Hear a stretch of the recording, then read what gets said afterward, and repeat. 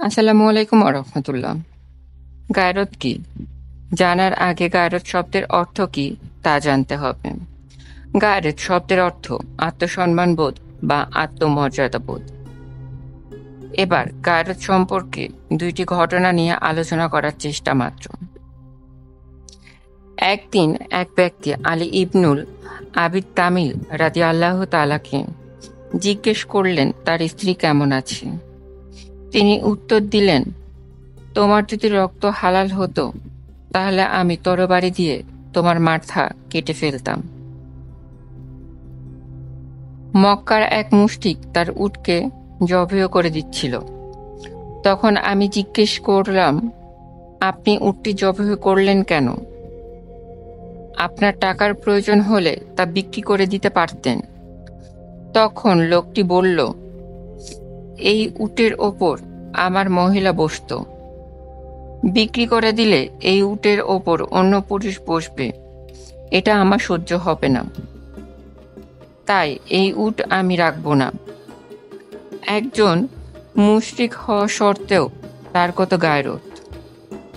সাহাবীরা তাদের স্ত্রীর নাম পর্যন্ত পরপুরুষকে বলতো না। এটাই গায়রত। গায়রতহীন পুরুষরা সবাই দায়ুজ। রাসূল সাল্লাল্লাহু আলাইহি ওয়াসাল্লাম বলেছেন, তারা জান্নাত তো পাবেই না, জান্নাতের গন্ধও পাবে না। আর দুনিয়ার জীবনটা তো ধোঁকা সামগ্রী ছাড়া আর কিছুই নেই। আর আমাদের ভাই বোনের কি দশা! আস্তাগফিরুল্লাহ।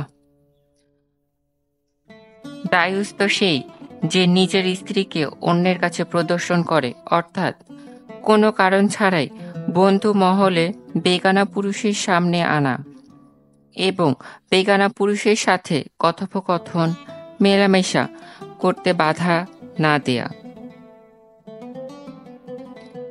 নিজেই বেগানা নারীদের সাথে কথোপকথন মেলামেশা করতে দ্বিধাবোধ করেন না এবং এই বিষয়ে তার স্ত্রীকেও তেমন মাথা ব্যথা নেই।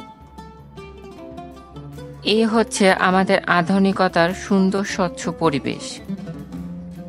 গায়রত জিনিসটা অনেক দামি। প্রতিটা স্বামী স্ত্রীর মধ্যে এবং অবিবাহিত নারী পুরুষের মধ্যে গায়রত থাকাটা প্রয়োজন। প্রকৃত ভালোবাসে তো সেই যার মধ্যে গায়রত আছে। গায়রতবান ব্যক্তি মনোভাব এমন হবে যা আমরা তা একান্তই আমার, আর সে আমি অনায়াসে নন মহারের সাথে মেলামেশা করব, তা কখনোই হতে পারে না।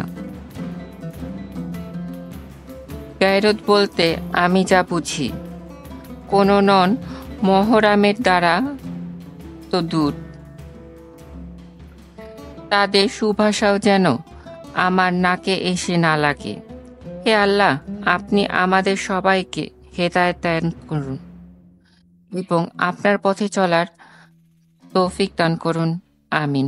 আসসালামু আলাইকুম ওয়া রাহমাতুল্লাহ।